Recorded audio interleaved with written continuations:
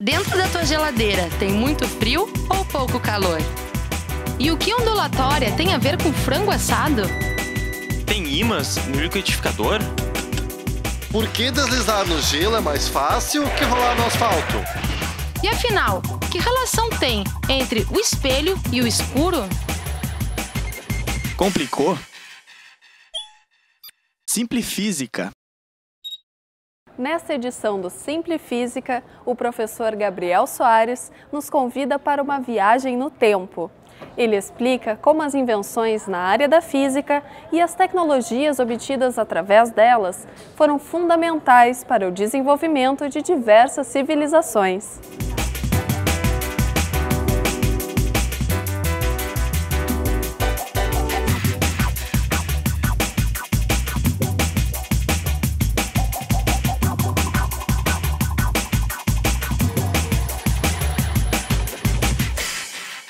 De maneira geral, a gente pode definir aqui que as ciências exatas, e também outras não, como biologia, medicina, etc., mas aqui eu coloco física, química, engenharia, esses avanços se refletem no desenvolvimento de tecnologias que são aplicadas na sociedade de diferentes formas, inicialmente muito na forma militar, infelizmente, na medicina, como vou mostrar, e em aplicações industriais.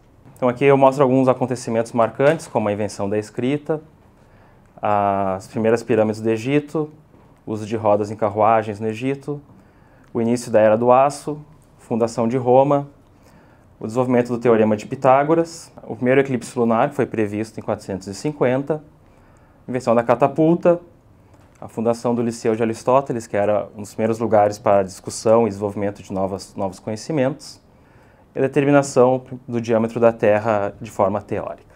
Na verdade, nessa época, quem foi o grande cientista que contribuiu em diferentes áreas aqui foi o Arquimedes. Ele fez inúmeras contribuições, todas elas na parte militar. Entre elas, a catapulta, parafuso de Arquimedes, o raio da morte de Arquimedes, que é algo muito controverso até hoje. O seu princípio de Arquimedes é o princípio de flutuação de barcos, como a gente vai ver. E ainda por cima, ele foi o primeiro a determinar o número π. Né? O que é o raio da morte de Arquimedes? Né? Durante o cerco da cidade de Siracusa, entre 214 e 212 a.C., a cidade estava cercada pelos romanos, né, pelos barcos romanos, é uma cidade que fica na Sicília. A história conta que Arquimedes conseguiu derrotar esses barcos, colocando espelhos na praia, como está mostrado aqui, e eles, ao refletir a luz do sol, podiam incendiar os barcos dos romanos. O famoso parafuso de Arquimedes, que era usado principalmente para remover água de navios. Como é que isso funcionava? Isso é um parafuso em espiral, e então ele remove algo da parte mais baixa e por essa espiral para a parte mais alta. Né? Os barcos antigamente tinham uma vedação muito precária e entrava muita água nos barcos, e isso era usado principalmente para remover essa água. E finalmente o seu famoso princípio de Arquimedes, né?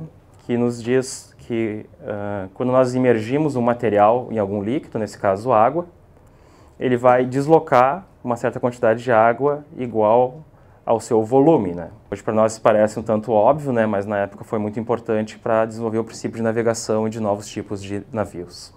A catapulta também foi um dos seus inventos, né? Baseado na torção, na torção de elementos, no caso cordas. Então o braço da catapulta ficava torcido entre essas cordas que faziam que ela estivesse constantemente na posição vertical. Isso podia ser puxado para trás e arremessar algum projétil. Então aqui a gente tem o primeiro uso do concreto em Roma, a invenção do papel. Em 280, a invenção do astrolábio, que permitiu navegações antes do desenvolvimento da bússola, que só foi desenvolvida em 1600. Queda do Império Romano. Primeiro uso de bestas em batalhas, né? A invenção da pólvora pelos chineses, onde inicialmente era usada simplesmente para fogos de artifício, para fins decorativos, e mais à frente começou a ser usado como dinamite. O início da Guerra dos 100 Anos entre França e Inglaterra. Em 1440, a impressão do primeiro livro, né, da Bíblia de Gutenberg, é uma Bíblia que está intacta até hoje, queda de Constantinopla, né, ou Istambul hoje em dia. 1482, quando Da Vinci fez os primeiros relatos sobre a anatomia humana, relatos extremamente precisos. Aqui um pouco da nossa história, né, a descoberta do Brasil. E aqui o início do que nós chamamos de Revolução Científica, né, com Galileu e Newton. Né. Começando com Da Vinci, ele era uma pessoa extremamente inteligente, né? Ele se dedicou a diferentes áreas do conhecimento, como matemática, engenharia, anatomia, pintura, escultura, arquitetura, enfim, ele era um gênio, né? Ele fez diferentes inventos que são importantes até hoje, né? Muitas vezes pelo conceito que ele desenvolveu, que estava muito à frente do seu tempo.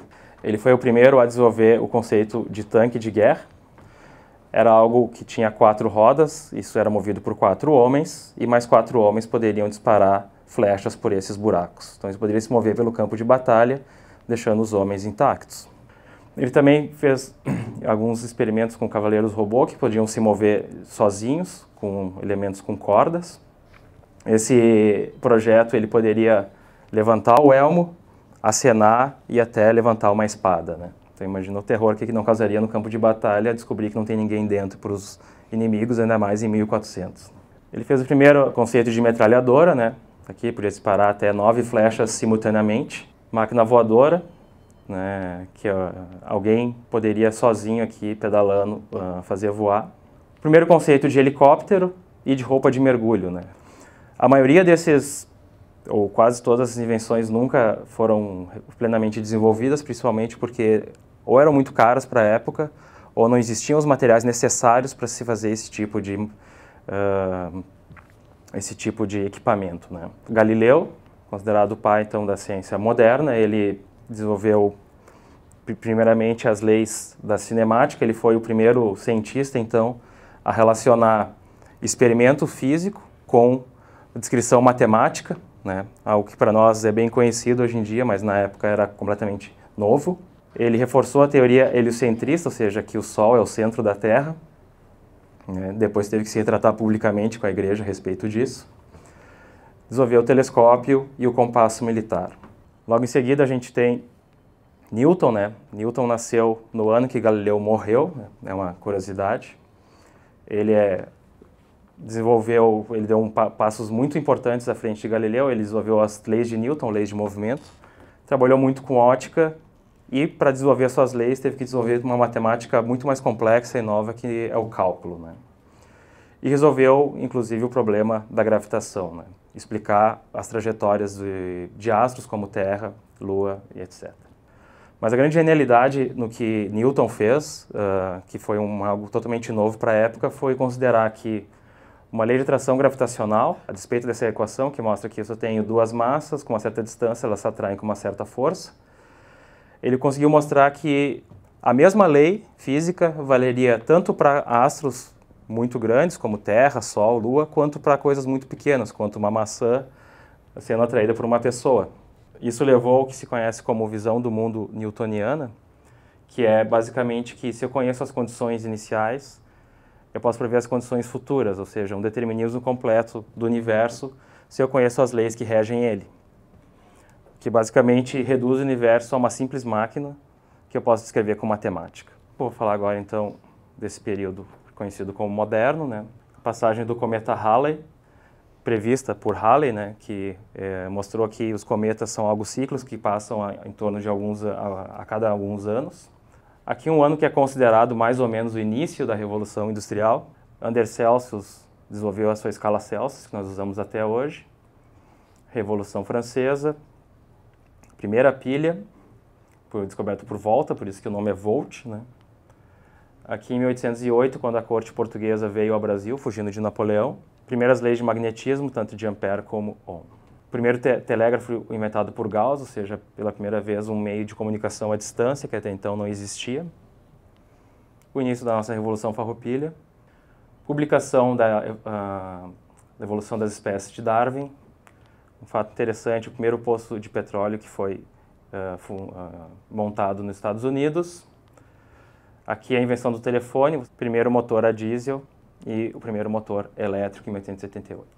A partir da mecânica, uma outra área começou a surgir, né? A mecânica a gente considera a lei de Newton, que é a termodinâmica, que lida com o estudo do calor, energia, trabalho e as suas relações, né? Então aqui eu listei 3 figuras muito importantes nesse desenvolvimento. O primeiro foi o Carnot, que basicamente determinou qual é a eficiência que uma máquina pode ter. Ou seja, se eu coloco 100 calorias numa máquina, eu vou ter 100 calorias de trabalho depois. Ele mostrou que isso não era possível, né? A gente precisava, existia um limite para isso. E basicamente mostrou que existem processos irreversíveis, né? O que é um processo irreversível, né? Se eu tenho um copo de água com água quente e um com água fria, eu misturar os dois, eu tenho água morna. Mas depois que eu fizer isso, eu não consigo mais separar a água quente da água fria, né? Esse é um processo irreversível. Joule, que foi o que fez a relação entre calor e trabalho. Então aqui a gente tem o aumento de energia num sistema, é o calor que ele recebe menos o trabalho.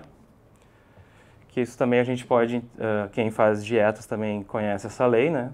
O aumento de peso é relacionado à quantidade de calorias que a gente consome, menos a quantidade de exercício que nós fazemos, né? Se a quantidade de calorias é maior do que o trabalho, se é positivo, o aumento de ganho é positivo. Se isso é negativo, a gente perde peso, né? Também uma lei de conservação de energia também vale para dietas, né?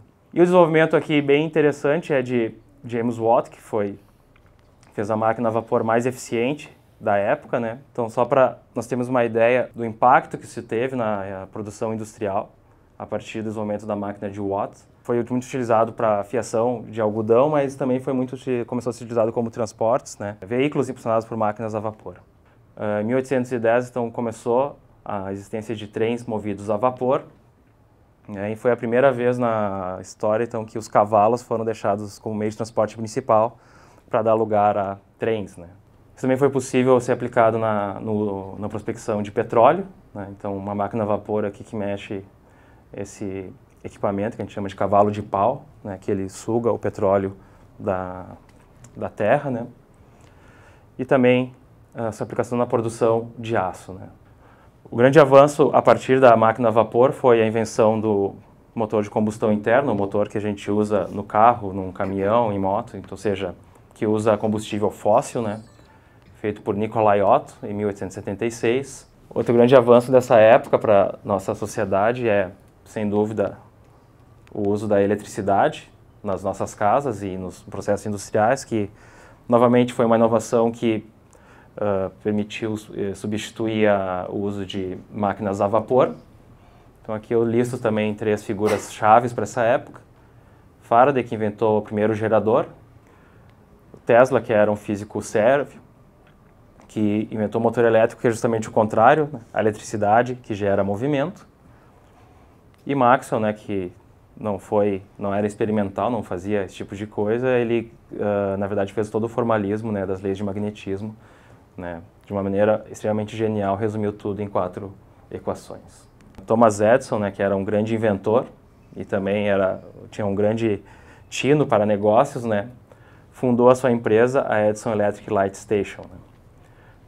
O que ela fazia? Bom, primeiro que ele foi o primeiro a desenvolver um tipo de lâmpada para iluminação comercial. Já existiam lâmpadas elétricas, mas ele foi o primeiro a fazer uma lâmpada que podia ser produzida em larga escala. E de quebra, ele também fez a primeira usina elétrica, né?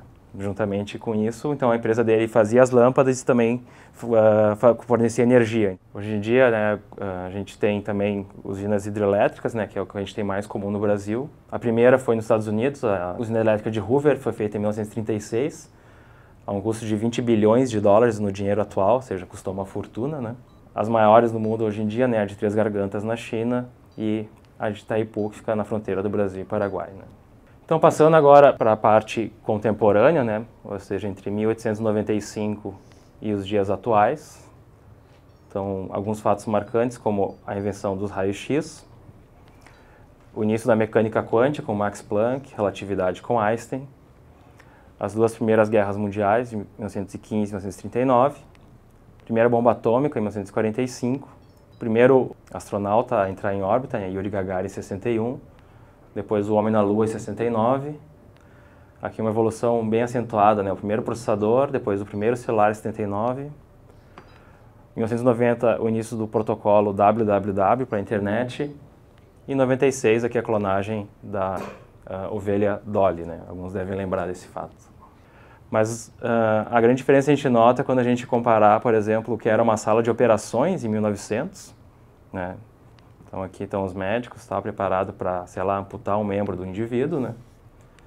E o que ela é em 2010, né? quantidade de recursos e equipamentos que se tem hoje na medicina.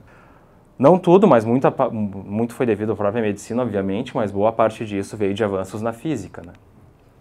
E quais foram os avanços que foram devido a avanços exclusivamente da física?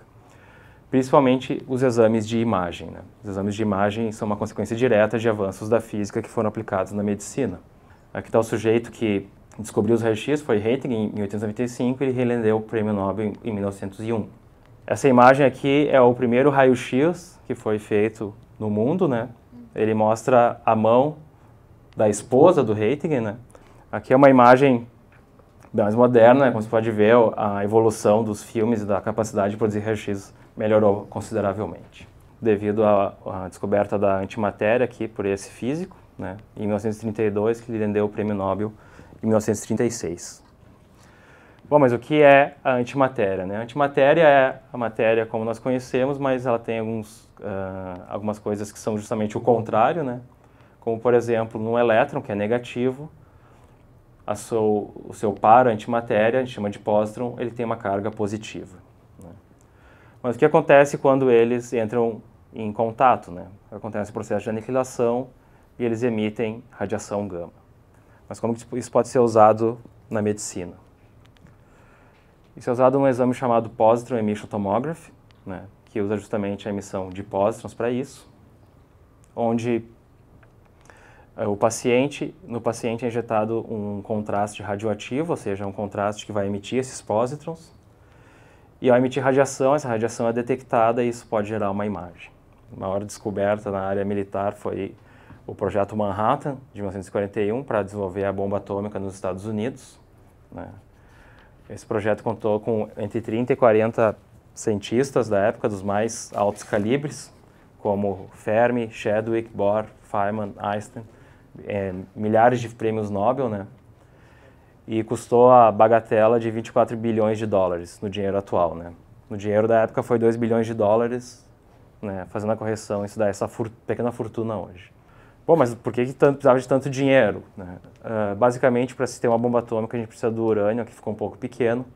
Um urânio que tem uma massa rara chamada de 235. Na natureza, a gente encontra o que é o 238, né? Então, a gente tem que purificar esse urânio 238 e obter somente o 235, que esse sim é bom para fazer a bomba atômica. Para isso, foram erguidos do nada, no meio do deserto, aqui em Oak Ridge, fábricas gigantescas com o único objetivo de fazer essa purificação. E o princípio da bomba é, na verdade, relativamente simples, né? Quando esse urânio 235 recebe um nêutron, ele sofre um processo que nós chamamos de fissão, ou seja, ele se quebra em dois, e isso emite mais nêutrons, né? Então, com um nêutron, eu quebrei esse átomo em dois átomos mais leves, emiti energia e gerei 3. Esses 3 vão reagir com outros 3 átomos, que vão gerar mais 3 cada um. Isso gera uma reação em cadeia, né? Uma reação em cadeia de forma descontrolada é uma bomba, de forma controlada é uma usina nuclear, né? Então, justamente o que se quer numa bomba é que seja completamente descontrolado. Isso gera explosões que a gente tem aqui de forma muito triste, né, que aconteceram em Hiroshima e Nagasaki. Um outro ponto também onde a física teve um impacto muito grande no nosso modo de vida é com o desenvolvimento da microeletrônica, né? E eu gosto de fazer essa comparação entre o que nós tínhamos, por exemplo, em 82, esse foi o primeiro computador portátil, né? Seria o primeiro laptop, e o que é um iPhone de 2007, né? Esse computador era 100 vezes mais pesado, tinha 500 vezes o volume, 10 vezes o preço e 1/100º do poder de processamento. Isso foi possível pelo desenvolvimento de um dispositivo chamado de transistor, em 1947, por esses 3 rapazes aqui, e nos rendeu o prêmio Nobel em 56. Transistor, de maneira geral, é algo mostrado aqui, mas sem entrar em grandes detalhes, é algo que eu posso, através da tensão que eu aplico, né? Se eu aplico 5, 10 volts, eu posso controlar se ele conduz ou não corrente elétrica, ou seja, se ele está no estado ligado ou desligado, né? O que esses estados significam, né? Um estado ligado, o computador entende como um sinal que nós chamamos de 1 lógico. Um estado desligado é um estado 0 lógico, né? O computador trabalha com o que nós chamamos de código binário. A gente pode pensar, bom, se ele só pode usar 2 dígitos, ele pode fazer poucas operações. Isso é verdade. Acontece que um computador, hoje em dia, tem mais de 1 bilhão desses dispositivos, que podem realizar milhões de cálculos por segundo, ou seja, ele pode fazer só operações simples, mas como ele faz milhões delas, ele consegue efetivamente fazer coisas bem complexas, né? Eu listei aqui o número de publicações em física total, né, desde que isso começou a computar o número de publicações, para diferentes países. Então a gente vê que os Estados Unidos, disparado, é o que tem mais publicações, né, algo entre 7 milhões de publicações em física nesse período, né. Mas comparar diretamente o número de publicações pode parecer um pouco injusto, porque alguns países são maiores que outros, têm mais população, então, consequentemente, estatisticamente vão ter mais físicos, né. Então, o que eu fiz? Eu peguei esse número e dividi pela população, né. Então, a gente vai ter número de publicações por população, uma espécie de publicações per capita, né. Então, vocês vejam agora a diferença que a Holanda, por exemplo, tem em relação aos Estados Unidos. Ela tem até uma densidade muito maior, ou maior, pelo menos, do que os Estados Unidos, o que antes era uma diferença avassaladora, né? Claro, tem que considerar o tamanho do país, obviamente. E aqui ao lado eu listei, então, o PIB per capita desses países, né? Que é o PIB total dividido pela população também. Eu quero chamar a atenção que vocês compararem esses gráficos, eles têm tendências extremamente parecidas, né? Entre o PIB da população per capita e as publicações em física per capita, né? Não estou dizendo que é a única correlação com o PIB, né? Mas a gente pode ver que pesquisa em física, inovação e tecnologia em física tem sim um grande impacto no PIB do país e no desenvolvimento dele.